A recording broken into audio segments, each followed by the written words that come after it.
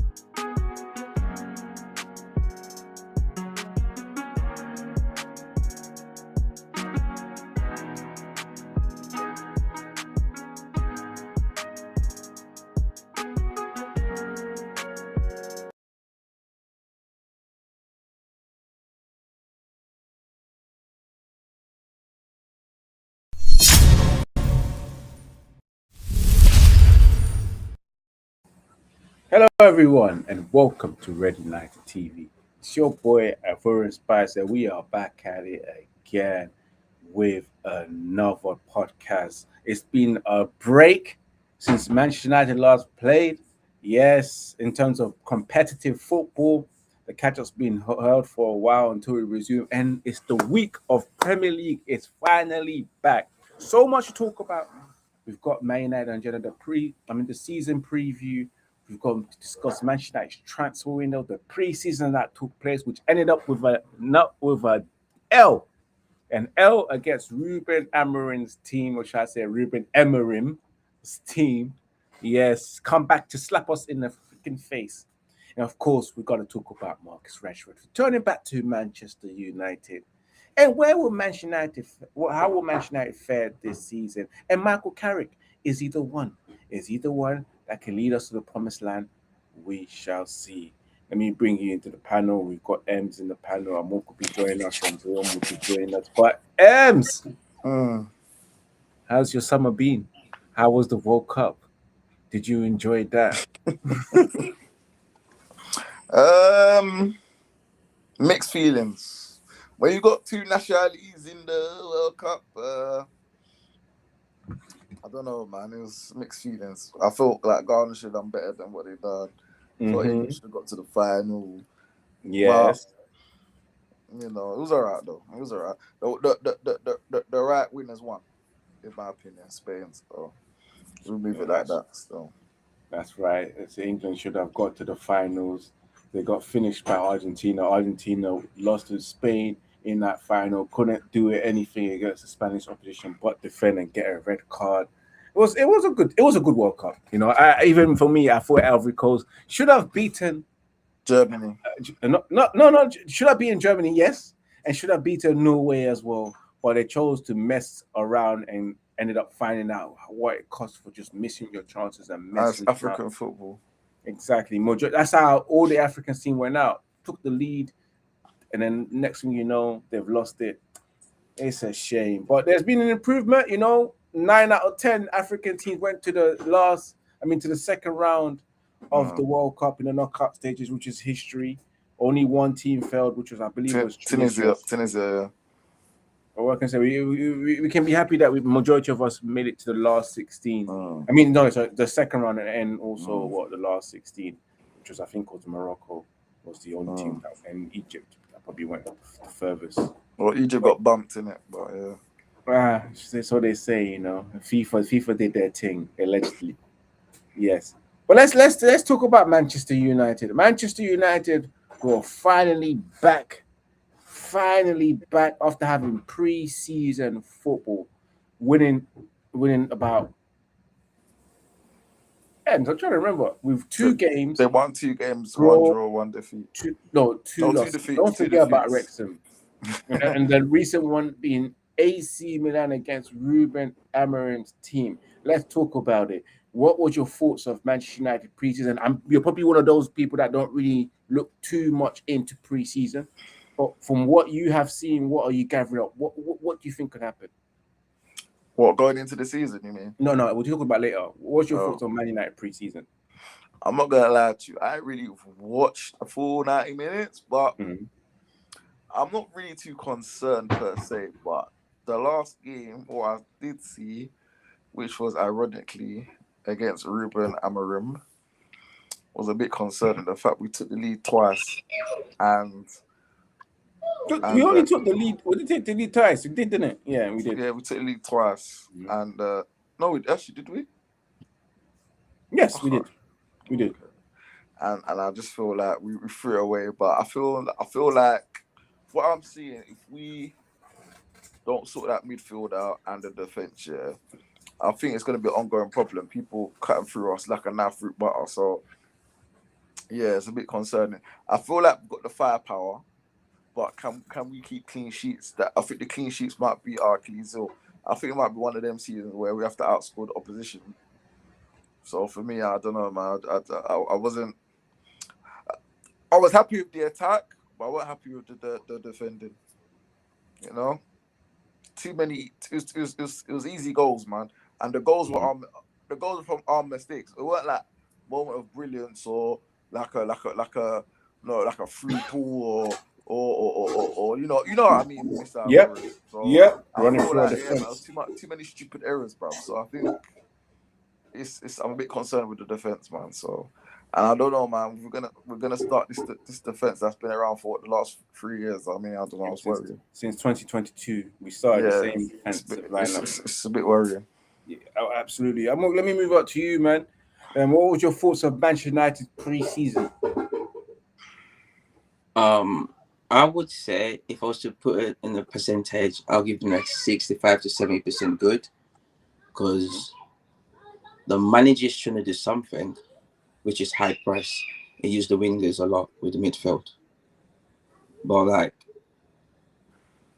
if I was to put an overall, I would say we had a good pre-season. Yes, we got exposed in the last match against Milan. That's true. And I totally agree with Ems, because we literally saw a lot of errors, mistakes that took us back, because it's the same players. Most of the same players that are playing at the club, been there for a very long time. But I think whatever the manager is trying to do, he's not world-class manager compared to other managers. He's still growing in this role. I think based on what I've seen, I would give him the opportunity to express himself and build a team more than the other previous managers. Because there's something that I've seen. The players wants to play for the club. We just need the right people to put these players in the right place. But I think overall we did have a good pre-season. I don't have nothing to complain about. I know there's things that we need to work on, but determination, how you play, how you start your season, I've seen it from the players. So big up to the players for that.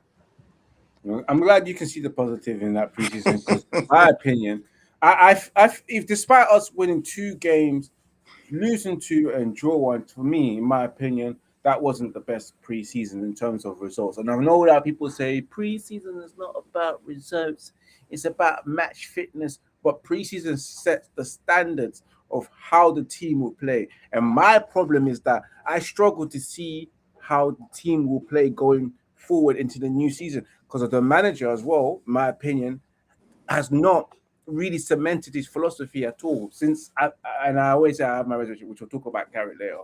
But from what I've seen, yes, there were a glimpse of good pressing, It was a glimpse of what's called quick transitions, but it wasn't sustainable. It wasn't for long periods. And at times we played defensively, especially against Ruben Amorim. I know Ruben Amorim likes to gain control possession of the ball, but come on, man. As Ruben Amorim, when he was on the Ross, we didn't really have that. There was times when teams were going through us like it was nothing. And for us to play against Ruben and Ruben busting us to the field, it was the complete opposite. I was like, wait a minute. Have we been scammed? Or is it that it's the owners that never provided the actual players? But, it's a different case. Some say that he's being backed.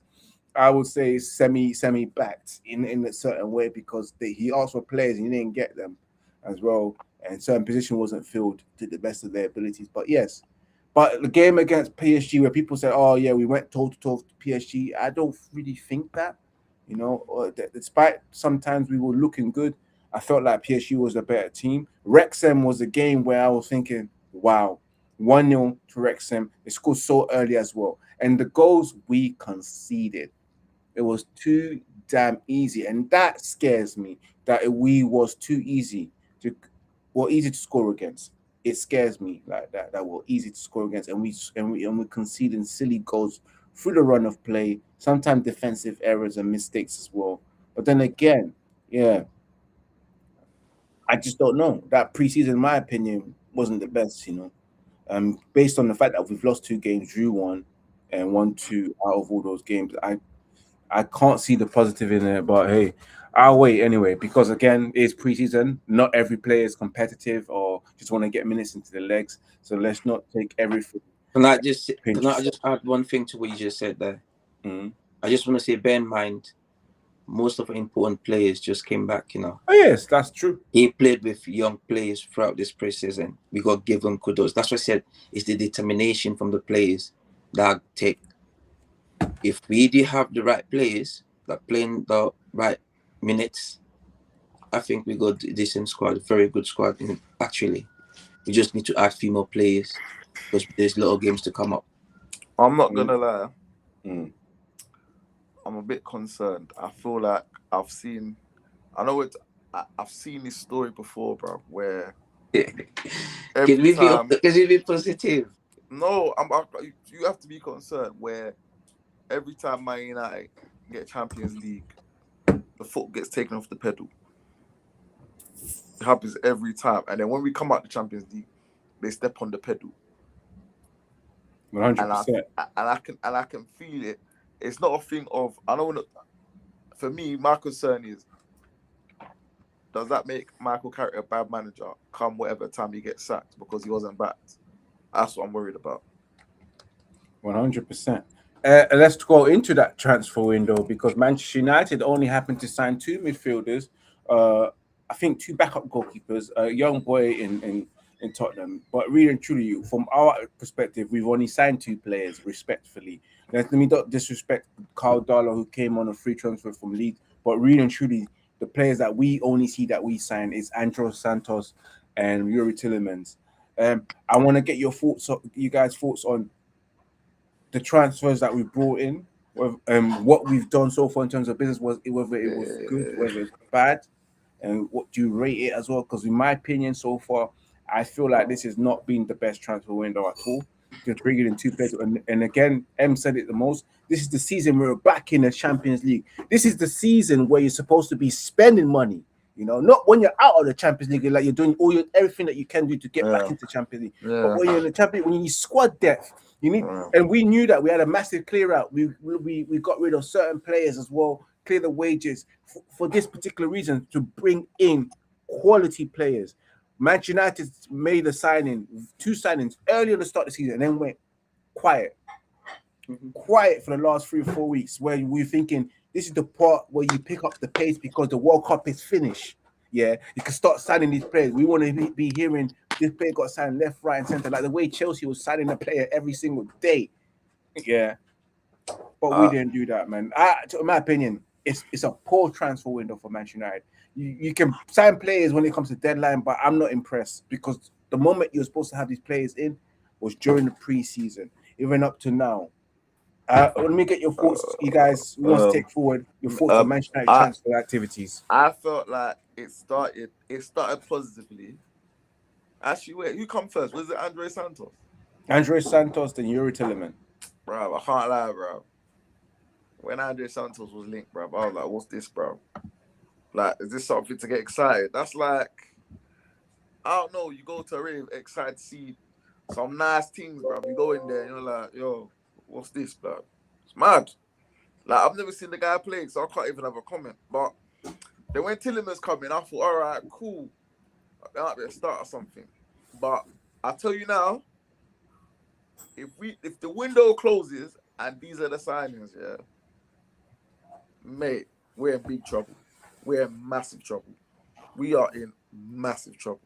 It's gonna be a huge problem. It's giving me vibes of under Jose when he finished second, and then the season after we got, was it Lee Grant, Fred, and Dalot, bro? What the fuck is man meant to do with that? So if you think the window closed today and you think Man United are gonna get top four, you're in cuckoo land, bro. But it's concerning, bro. I'm not gonna lie to you. I think if there's no signings come the close of the transfer window, the fans need to revolt against the board, bro. Because they haven't backed another manager. I don't care if it's under whatever it is. They haven't backed him, and that's not good enough.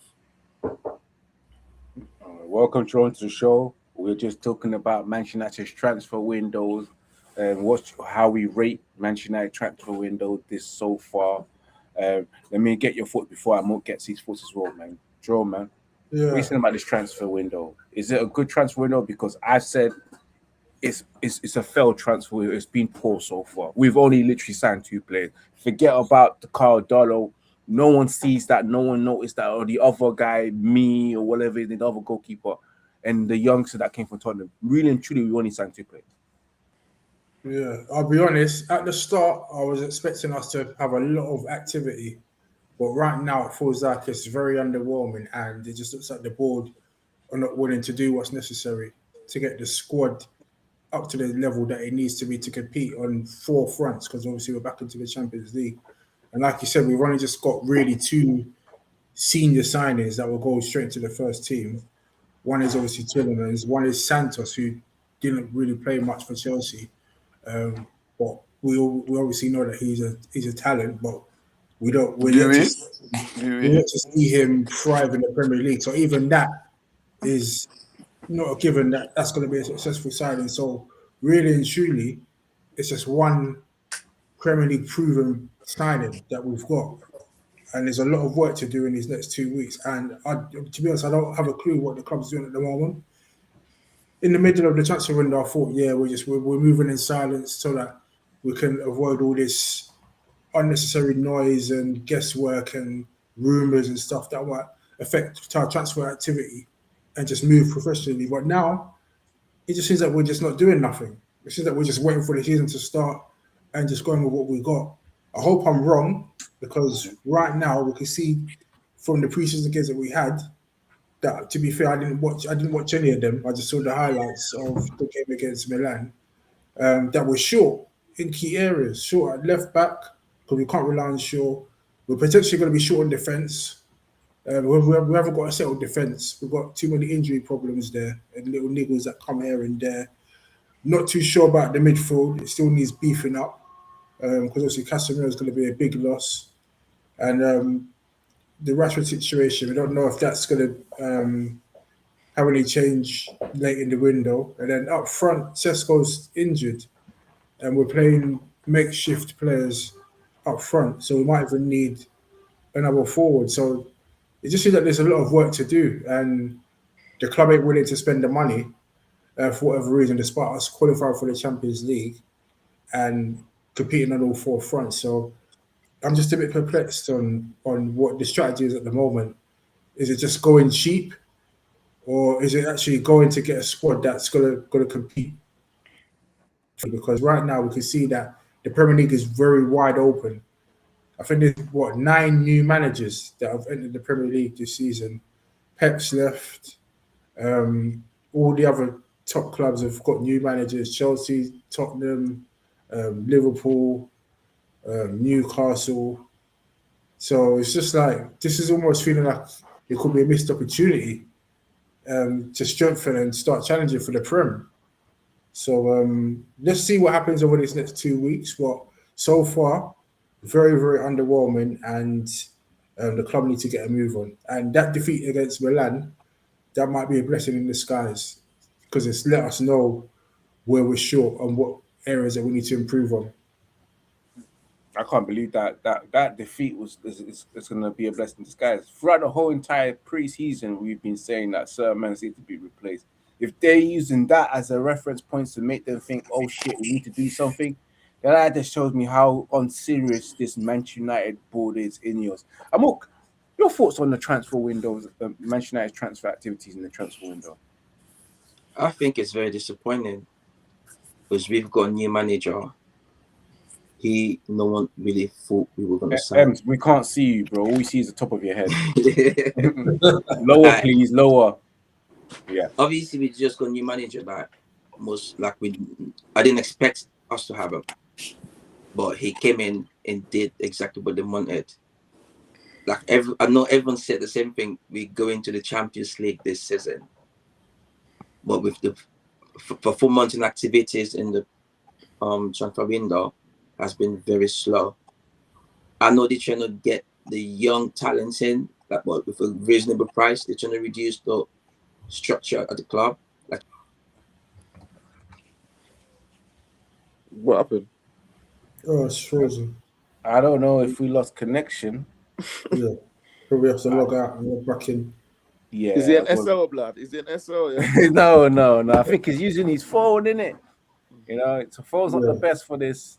But like transfer opportunities, I'll be very honest with you. I was saying it earlier on, and I think Em said it. We need a new left back. To see Shaw, I'm not even surprised that Shaw got exposed. We need a better forward. We need midfielders. We need a centre back, because especially we can't go into that season relying on Martinez, who's always injured, De Ligt, who has random injuries, Maguire, who has for some reason just keeps getting injured randomly as well. We can't rely on just having Aiden Heaven and Lenny Euro as well, who's also injury prone too. This Manchester United squad needs to wake up. I would say I'm not too worried about the forward line per se. I'm more concerned with the left back, centre mid, and centre back. I think the rest we can cope. It's just the midfield, centre mid. Yeah, I do agree. Back, yeah, we can. Left back. The We've got enough. We've got enough to cover the forward areas. We've got enough firepower in Buemo, Cunha, Rashford, question mark. No, I don't consider it's Dogu, Cunha, and Buemo, Ahmed, Sheshko, and Xerxes. Yeah, sorry. It's your turn to talk. Until we see on the yellow screen saying he's gone, he's still part of the forward line. Until further notice. Yeah. The same with Joshua Xerxes too. We don't know what might happen to him. So we have to. If Joshua Xerxes and Rashford leave, I wouldn't care less, to be honest. You see what I'm saying? We need better. All right. So I'm not just picking on Rashford. I'm actually saying Xerxes as well. Camouflage. He ain't done nothing. I see. He's a good player, but not done nothing in the last 2 years. So that's the time to be, isn't it? We can't just be saying third chance, fourth chance. 2 seasons is enough. And it doesn't look like managers are having faith in him. So Michael Carrick said he's our player. So we'll see. No, Michael Carrick's going back. Yeah, but let's divert into that, because Marcus Rashford has returned back to Manchester United. A player that said he wanted a new challenge. A player last season, when he got his move to Barcelona, put in an emotional post on Instagram, rolling back the years of him starting at Manchester United as a youngster to scoring goals and basically saying goodbye forever. 12 months down the line, he's back at Old Trafford. Barcelona has not activated the option fee to buy him. Don't want to pay. Doesn't want to take a pay cut when other clubs come in for him. Now he's back at Manchester United. Some of us are not happy. Some of us are happy to see him back. Let's talk about it because I don't think he should be here. Marcus Rashford, what's your take? What's your feeling on Rashford returning back to Old Trafford? Should he remain or should he get sold? You're asking me? To the group. I'm going to keep it real, right? Mm-hmm. I'm not happy and I'm not unhappy. Are you sure you're not happy or not unhappy? Stop sitting on the fence. Come on, make a decision. Listen, like I said, yeah, it's one of them ones where I feel like I'm not happy and I'm not unhappy. I think there's two things. I think in the world of football, bro, there's hardly any forwards, bro, that can play left and up front. That's one thing. Another aspect for me, I feel like maybe sometimes, like, for instance, you've been in the ends most of your life, and you need to just explore other avenues and move out of the ends to not get in trouble. Mm-hmm. Do you know what I'm saying? When you're from the ends and you go, right, you know what, yeah, I need to move on. Maybe he might need that. Or, you know what, Rafa's gone for 2 years. You might think, you know what, let me come Man United, show everyone, listen, I can be that guy again. This is my club. Yeah? So you want to come back to the ends after leaving the ends. So you move out the hood to come back to the hood. Maybe. Because you wanted to change the scenery. No, but maybe he wants to show that, right, listen, the ends ain't left me. I still love the ends. Okay. I like the way you spin I'm that. just trying to see both sides, yeah? Mm-hmm. But I do think, though, that whole pay cut thing, I get it and I don't get it. Like, I get it in the sense of, like, why don't, if you want to leave that back, why don't you take a pay cut? But then it's like, if you was at a job, right, would you leave for less money? Because I don't earn 250,000. No. I earn way less than that. So for me, in my normal everyday job, I would not accept a pay cut. But if I earn 325k per week and they say take 250k, I'm still a millionaire. It's different. It's different. You got to look at it like this. Basically, Rashford has got what? Rashford's got 2 years left on his deal. No. Let me finish. You asked me the question, I answered my question. Mr. Ivorian, right? Yes. Mr. Jerome, right? Yeah. Here's my take, right? I get it. If man wants to leave, like I said, yeah, he should take a pay cut. He should. But the way I say it, you man ain't leaving your job for less money, bro. That's fact. That's because we own the everyday job. Yeah, but we're normal people. But I know that. I agree with that. But football's a short career. You got to make as much peas as you can, regardless you think.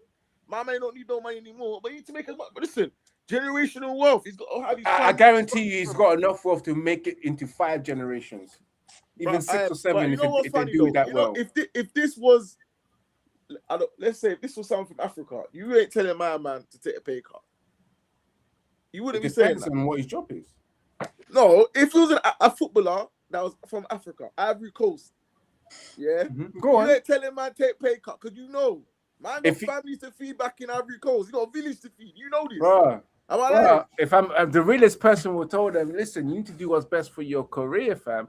Even if it means take 100,000k pay cut, yeah, you're still a millionaire regardless. Mr. Ivorian, you made enough money. Mr. Ivorian. I take a pay cut and go and pay for yourself. This is the problem with you guys. You guys are 2-player FC. You're focused on your favorite players and not on the club moving forward. What Ems is saying, Ems is hating. Yeah, it's more than enough. Rashford should not be. This is a club. To be fair, this is a club issue. Rashford should not be earning anywhere near 320. Yeah, I agree. But anywhere near. Blame Edward. Rashford's just doing what he thinks is best in terms of keeping that money. But if someone is really keen on getting regular first team football somewhere and prolonging their career, they would look to move elsewhere. Because we can clearly see that if Rashford says at United, he's not going to be first choice. That's obviously Cunha, the number 10. Rashford's going to be coming off the bench. And We'll see about that. We'll see about that. My concern with keeping Rashford at the club is that he's going to be a bench player. And it's going to affect the camaraderie of the team. There's going to be players outperforming him that are earning half his wages. And they're going to be thinking, why am I playing all these games and doing all the heavy lifting? And you've got this scrub that earns 325k a week on the bench, and when he comes off, Allegedly. the bench, he's not even contributing to the team, and he's showing low IQ and poor performances on the pitch and inconsistencies.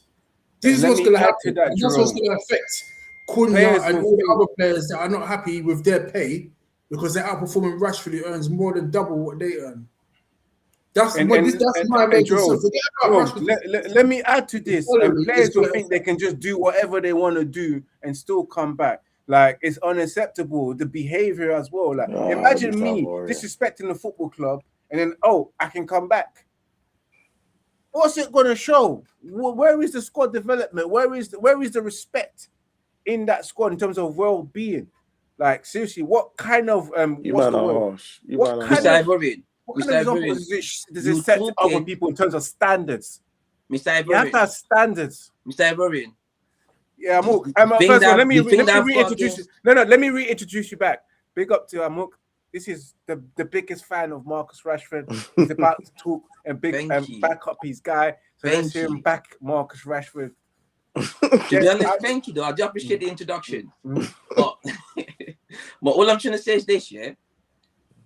This is why I always feel not like I like Marcus Rashford with everything he's done, but I would favor Marcus Rashford than other people based on what said. If we're going with logical thinking, I'm always going to stick up for Marcus Rashford. But if you're going with your business owner, he deals with the public and uses the public against your interests, because that's what I see this Marcus Rashford issue with. Marcus Rashford did something wrong, which I wouldn't tolerate at all. Asking to get another he's looking for another, whatever he said that last time. No, he gave up. Just be honest with you. Just tell you. The guy gave up. He gave up. Gave up on a relationship. But one thing I gotta remind you, man, about is this, yeah. Let's please go back and watch Marcus Rashford interview that he had. How he spoke, the things that he said. If we do want to be judgmental, which I think everyone is entitled to, let's go back and listen to what he said. And yes, but for the club to take him back, and they did last time, some people said take a pay cut. He's done this time around. He knew he fucked up. Sorry for my language and anything. But he came back. Because he's on the contract. And no one because of the contract. So, yeah. Yes. He come back to Manchester United. His loan ended. But it's like you said, the contract. And you lot thinking Marcus Rashford is like any other player at Manchester United. Marcus Rashford is not like your Bruno Fernandes. Marcus Rashford is not like any of these other players. And if we all can remember, I've always been saying he is one of our own. Because the club itself has a little bit of sentiment for Marcus Rashford. That's why he was able to take that decision that he made. Which is? Asking for a different challenge. And he left the club and came back. It's only come happen. That's the key point there. This is what I'm saying. I'm not defending Marcus Rashford. I'm saying if we want to if we want to point finger at something, let's be honest with ourselves. Point finger Manchester United based on everything they said. My phone got overheated and it just went off when we were talking about the transfer window. We all seen what we said about the club, not signing players. If you really want to kick Marcus Rashford out of this club, go sign a quality player.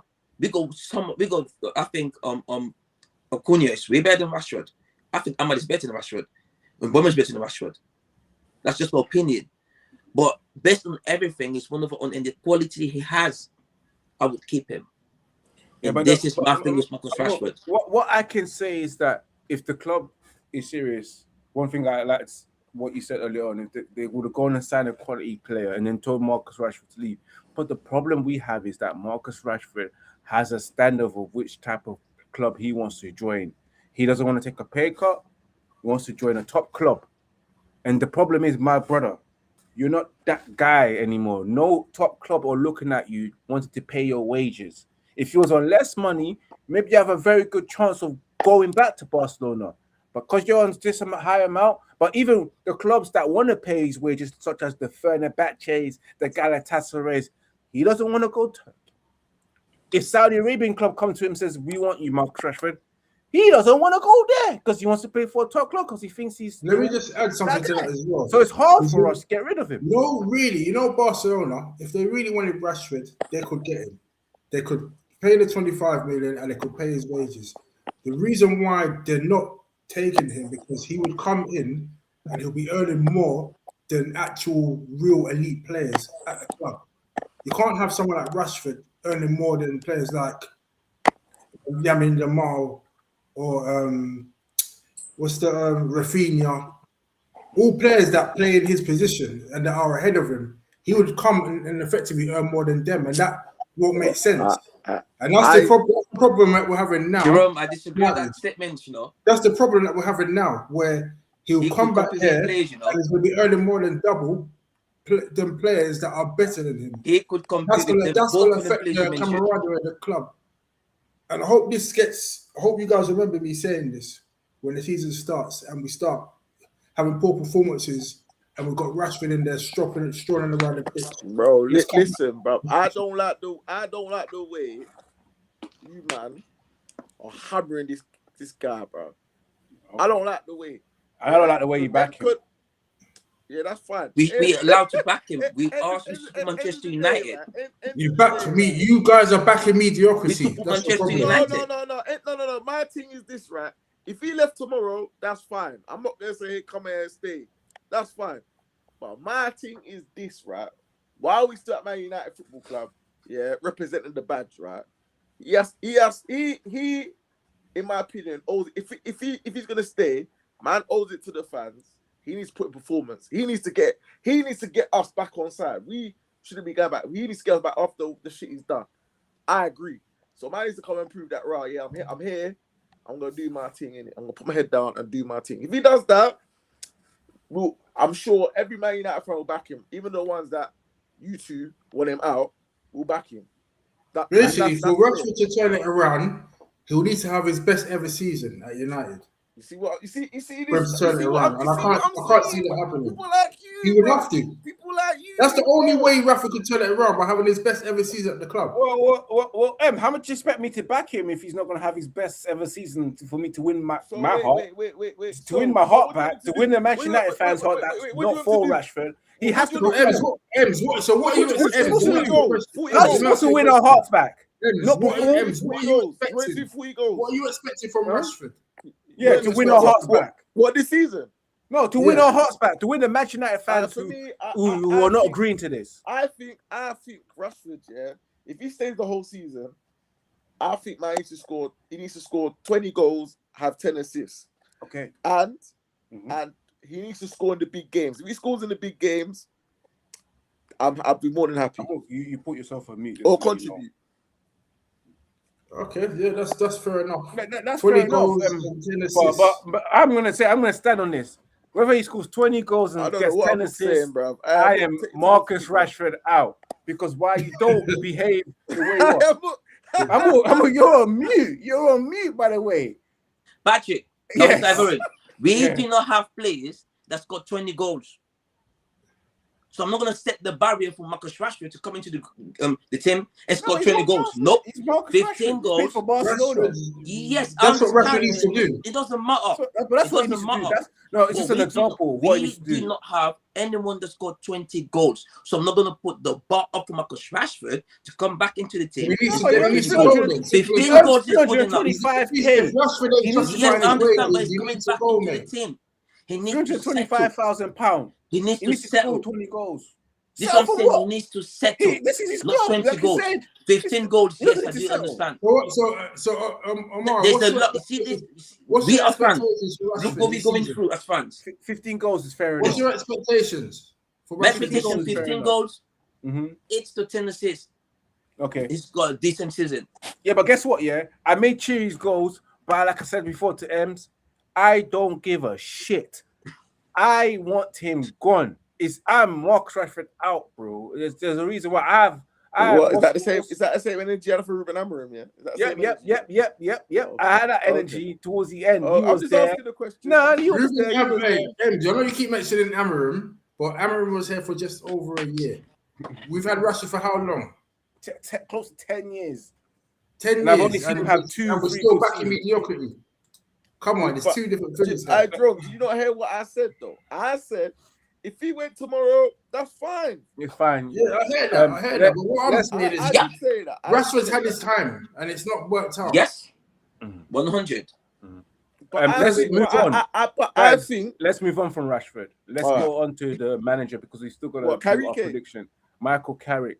How sold are you guys on Michael Carrick so far since he started in January and what you've seen in pre-season? Are you seeing Carrick ball or you're not? I reckon if Carrick is backed properly, he'll do a good job at Man United. And I'll stand on that. He knows the club inside out. He knows how the fans would like the club to play. And he likes to play players in their best positions as well to make sure that everyone's comfortable. And that's the good basis to go on. So all we need to do is just get better players in each position. And once we do that, then naturally, we should progress up the table and hopefully have a run in the Champions League. I'm not expecting us to win it, but I'm expecting us to challenge and hopefully get to the FA Cup or Carabao Cup final. But as of now, he's not been back, so I can't really like put an accurate judgment on Carrick right now because he did well to get us third, but we're not doing what's necessary to give him the tools to help us kick on this season. So if we do fail, I'm not blaming Carrick here. I'm blaming just the board. I'm just putting that out there for me.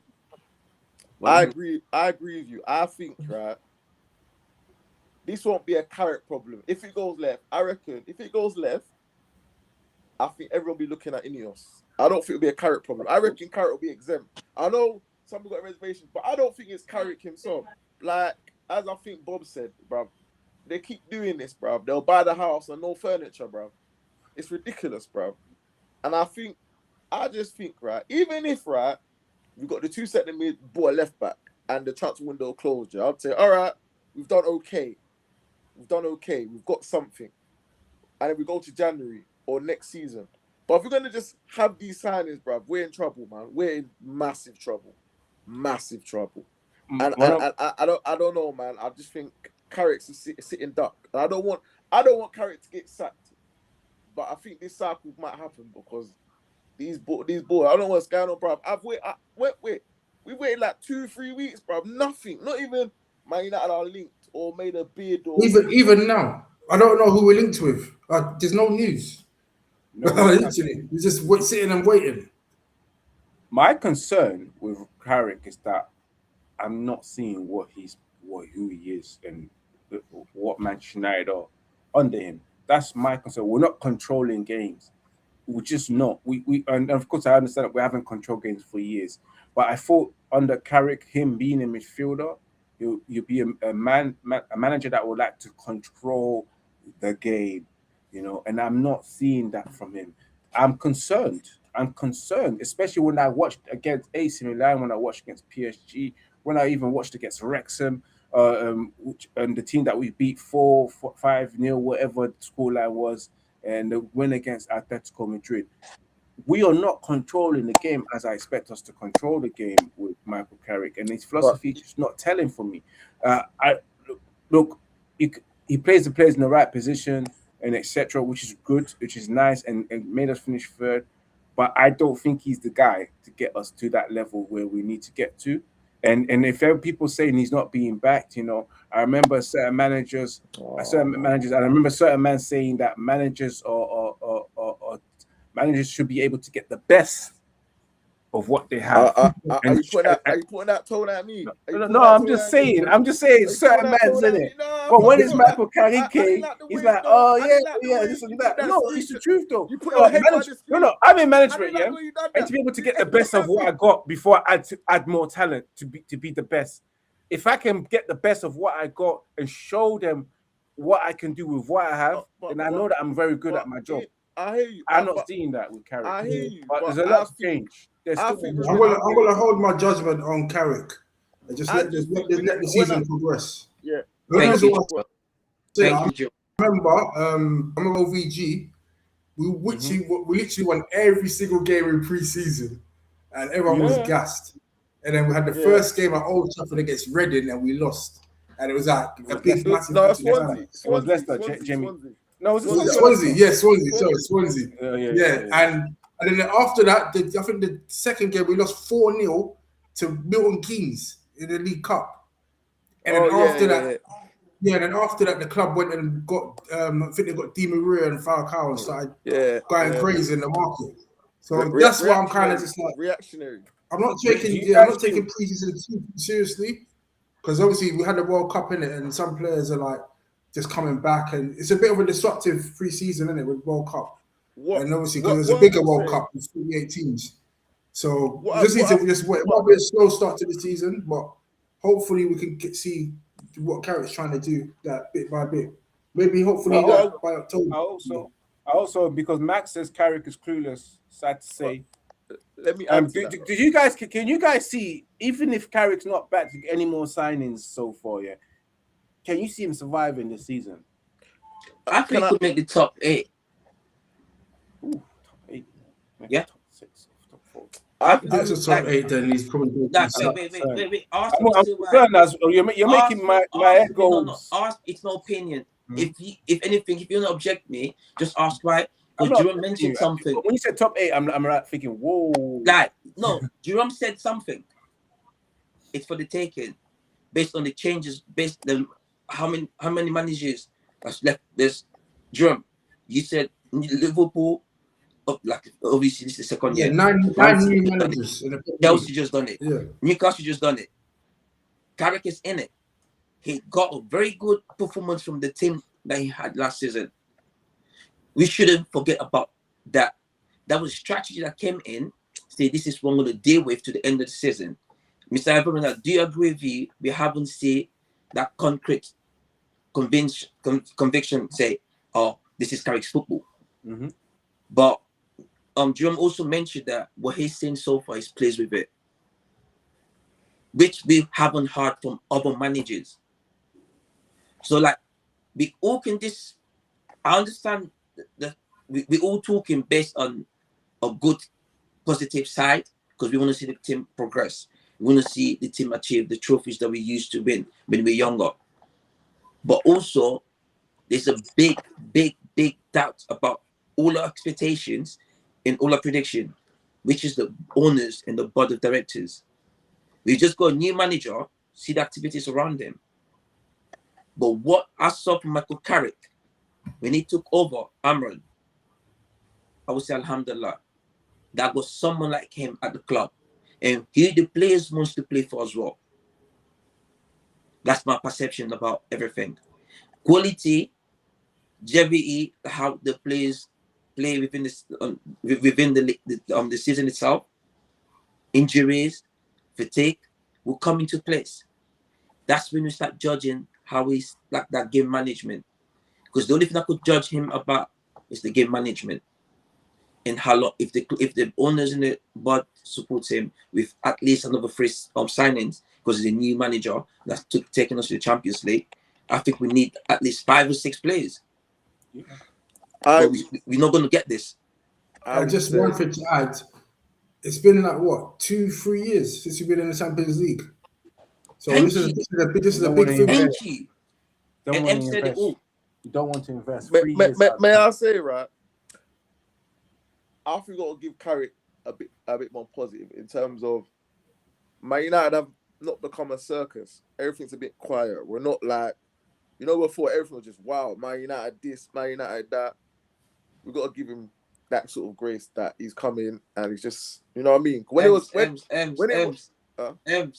It's not Carrick. It's the guy that you hate. It's Amorim. Amorim changed the dynamic. Carrick just continued with it. Yeah, Amorim changed the dynamic. Amorim took all the noise.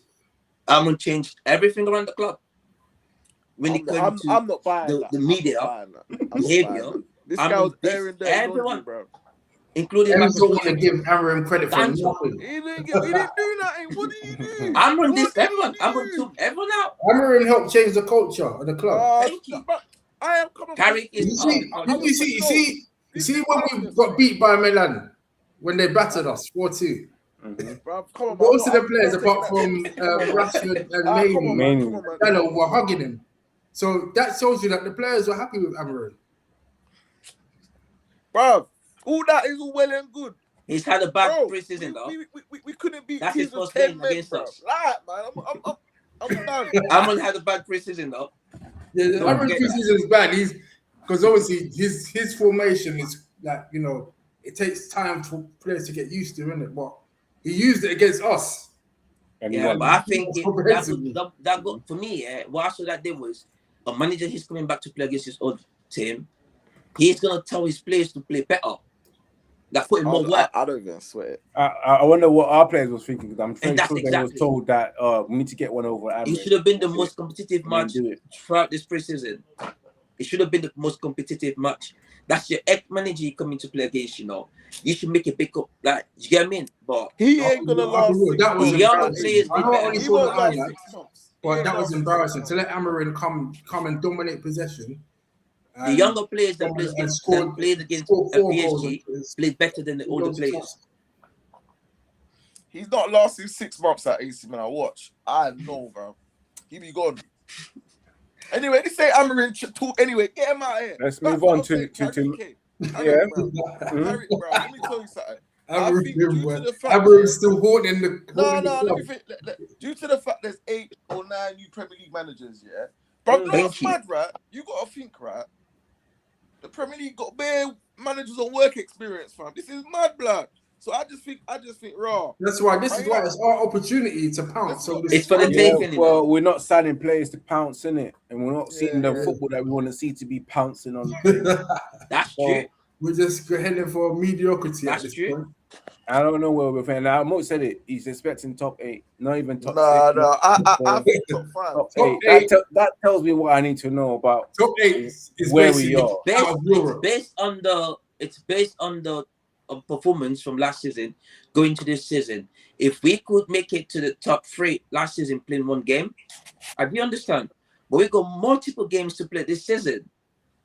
And the Premier League is very difficult to deal with. If we want to finish in the top 4, then the owners and the board needs to invest into the team that we can talk about top 4.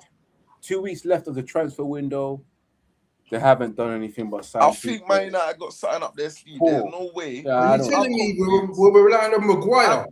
We're relying on Maguire. With 3 games a week, traveling up and down Europe. I'm convinced, yeah. Them legs are tired, you know. Huh? Maguire's legs are tired. Bro, I can't believe He hasn't got any pace. We're gonna. I'm It's shocked just that that he's he's still here. there. Destroyed if we don't sort ourselves out. I'm convinced there's no way Man United are going to. And that's my worry. My worry is with the owners and the board. Have they done the transaction this summer? We were all expecting, literally, I believe every single Manchester fan expected the club to go into the summer, splash, get that, get that. You know that them Pogba, Ibrahimovic era. Even though they were done in the smarter way, they gave us easy players like cheap players, but give us this one big plus like Ibrahimovic coming to United. Even though he came and dominated the league, we all expected what we saw from Ibrahimovic because we know he is. We don't like this is the Champions League, and this is why Real Madrid wins, Barcelona wins, Bayern Munich wins, Juve, Milan them lot wins. We don't do what those other teams outside England, European culture. We don't do what they do. It's good to have a team, invest into your players, but also every football itself has become a tradition. There's ways people do stuff to achieve what they want. And you know what scares me? I didn't want to say this. It's the Arsenal team. But we stop talking about No. I've got a reason I'm saying it. They are one of the teams that got the longest lasting managers in the hot set.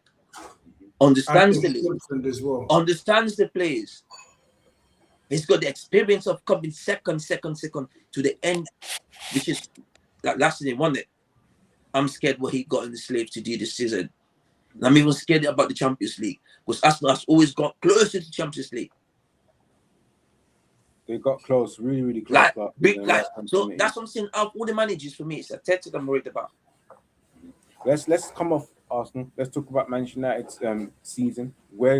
How do you see Manchester United doing this season with all this competition that they're in? As of now, we're in our current state. We're not getting top 4, and we're going to struggle in the Champions League. because our squad looks thin at the moment and injury prone.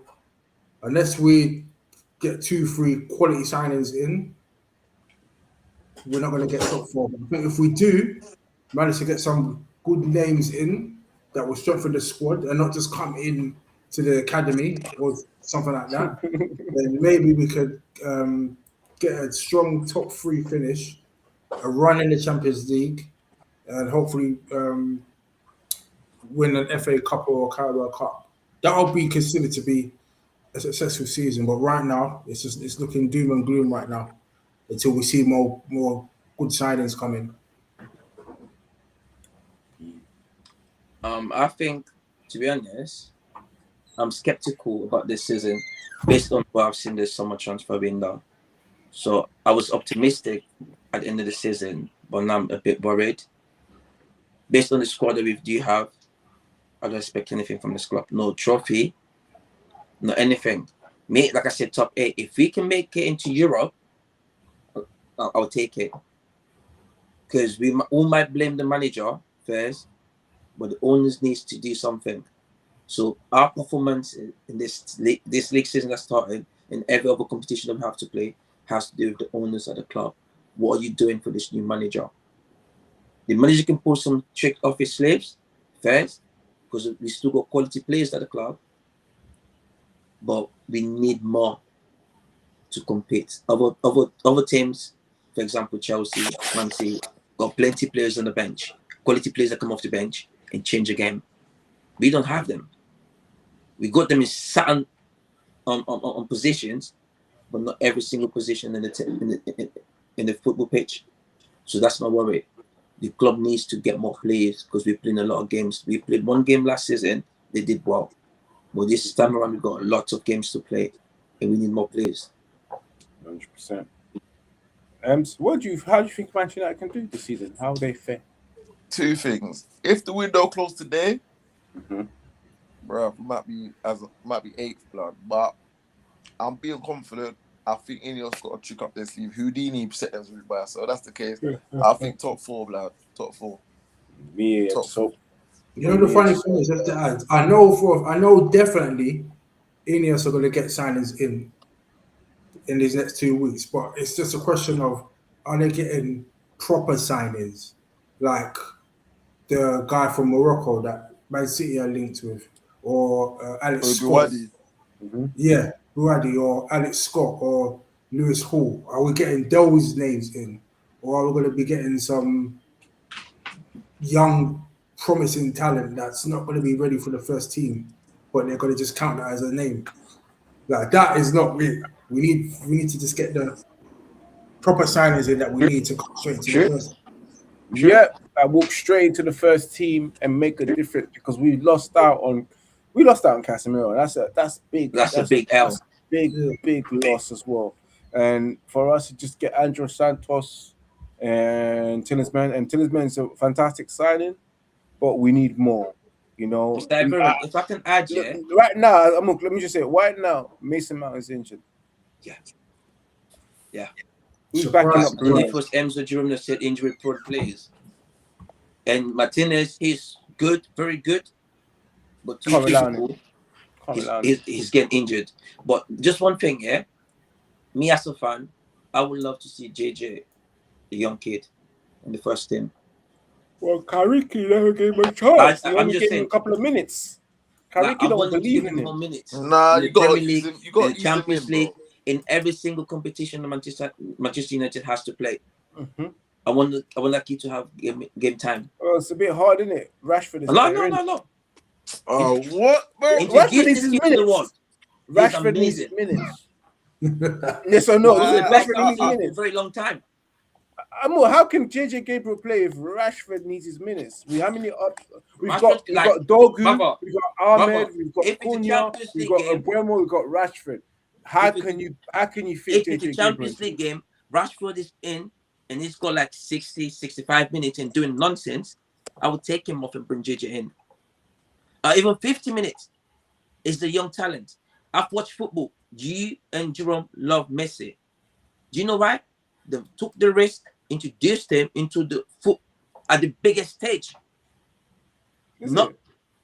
It's La Liga. La Liga's one back then. Like Barcelona was one of the best teams.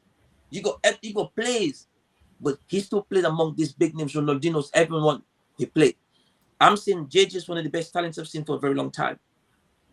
He needs that game time. But it's hard because he's 60, and the options we have, unless Xerxes leaves, which means that maybe Rashford will take the centre forward as a. Or maybe he can just play in the League Cup and FA Cup if we get if we don't get knocked out in the first round like we did last season. No, that's logically is true though. But I'm just saying, if I was, because I've seen something. Yeah, 100%. There's something about that kid that he could be that little. Because even last season Liverpool did it. I know he's 17 to 18. My only problem is that there's a person blocking his pathway. Yeah, but this is what I'm saying. So the in games that 225k, so he has to play. Gonna make that risky decision. Just watch him play. Even if he, like, let's say you're going away on the Champions League match against, let me say, team like Fenerbahce. Yeah. I would leave Rashford and take KJ. I would give him minutes, but I'm not confident that Carrick is willing to, based on everything around the club. Basically, in preseason, when I saw him on the bench, I was like screaming, "Give him minutes, man! Give him the minutes. Let's see him." We've only saw him one time. They're protecting him too much. And then he was playing a lot of youngsters, but him. So yeah, we shall see. But for me, I hope Manchester United can finish off in a Champions League position. You know, I'm not confident in what's going to happen this season based on what we've done so far, what we've brought in. It's not based on the Carrick. It's based on the business that we've done. And it's not enough. And what I've seen and what we need, I am concerned based on the transfer activities of Manchester United. So that's what I'm hoping we'll finish top 4, but it doesn't look like it will. It might be a long, tough season for us. And you're right, there are other managers who are doing their work experience at other clubs, like Xabi Alonso at Chelsea, Enzo Maresca, which I think Man City are weaker than what they were last season. You've got Liverpool with a new manager as well. We've got Tottenham still experimenting with, obviously, De Zerbi, but De Zerbi might do better. There's and Newcastle, their manager as well. The only team that's got stability is Aston Villa and Arsenal. True. But yeah, I'm worried about Arsenal. Yeah, I'm worried about Arsenal, but if we was to freaking get our act together, we could actually start challenging this team. But hell no, we don't want to get our acts together. I'm not speaking like I'm coming from a place of delusion. I genuinely think Manchester United could challenge if they got their act together and signed the players that they're meant to sign. They would go for Premier League title challenge, but they haven't. They haven't got their act together. Now, people might start laughing at us. The first game of the season, which is against Hull, guys, people could laugh at us. You know, I hope we spank home. I hope we spank a newly promoted team, but they are at their ground. They are playing Manchester United. They are playing. They do want to get those 3 points, and we are still not showing ourselves, and we haven't invested. We've got problems. Let's get to that game against Hull. Let me get your score predictions. Do you think Manchester United will win? What's your score prediction? I'm going to go 2-0 United. Okay. I know our defense might not be fully match fit yet, but I know Hull are going to be up for it. But because Hull are playing at home and they're going to be up for it, that might play into our hands, and we might pick them off on the counter. So I'm going to go for 2-0. You know what's so funny, Jerome? You said pick them off on the counter. I can't believe this is the Man United team. I know. Yeah, because a newly promoted team. He's been honest, though. We want to see but I reckon at the start of the season, we're going to be playing counter-attack. I'll be real.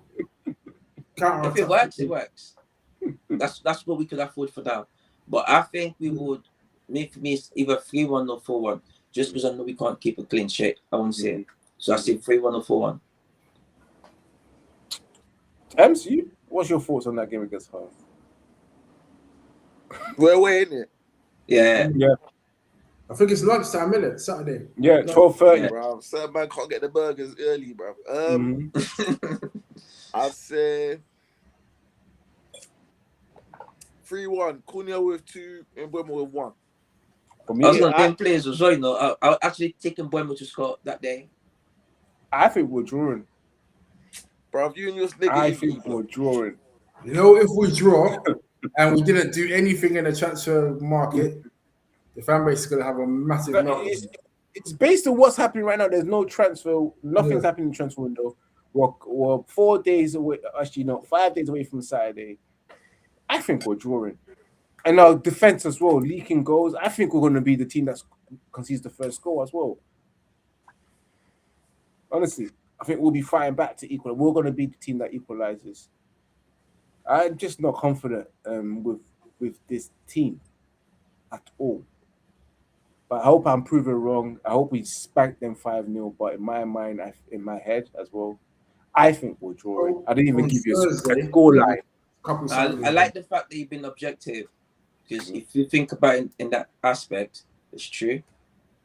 But I'm just thinking, based on the quality of players that we've got so far, and the name of Manchester United, and how much determination I've seen from the squad that we've got right now, and how they play. Yes, there's a lot to do, but I think we should be right. We should do good. Max says Hull win 2-0. Big up He's Max. really tough. I don't know if Max or not. He might be a Man United fan. We don't know. It could be. Mm-hmm. We don't know. He might just be honest to win 2-0. That sounds like we're in doom and gloom. Oh my God, that's a meltdown. That's my first match reaction would be epic. Epic. If we was to lose 2-0. I hope in August as well, you know. The meltdown in August is crazy. Yeah, but we need to. If we could win the first 5 or 6 games, Man United fan. I'll be happy. Bro, I don't need no hard, negativity. The first 5. We used to do that. We used to go into the season just spank teams. And the good thing about Manchester United, which is will tell me the next 5 games are very easy for. Oh, no, I'm not going to say very easy. They are winnable games for Carrick, and I'm judging him on the next 5 games. The next 5 compared to him, that will tell me where he is. M said 10 games. I don't need 10 games. I've seen him since January. I just need 5 games to see how we're going to play. The 5 games will set the standards of how we are going to play. Anyway, guys, smash that like button, share across all social media platforms. We'll be back next week, Monday. First watch along 12:15 p.m. for Manchester. 12:30, isn't it? Yeah, no, but I start 15 minutes. Oh, sorry, apologies. Yeah, 12:15 p.m. for the watch along. I'll be putting up then followed by the match reaction, and then we're back live on Monday to discuss this game at 8 p.m. Hopefully, we got the 3 points. Hopefully, we got some new signings, which I doubt now. I highly doubt it. But on the good news, there are some positive news for Manchester United. Bruno Fernandes about to agree a new transfer. So that's some Manchester United news for you. So you was hoping it'll be transferred, but it's not. It is a new contract. There's some good stuff that was coming from Manchester United, you know. Give us a contract. It's the way you do that. Like that is the positive. But everyone, like, subscribe, smash that love button, become a member of Red United TV. We shall see you next week, Monday at 8 p.m. UK time. Love and peace. Take care.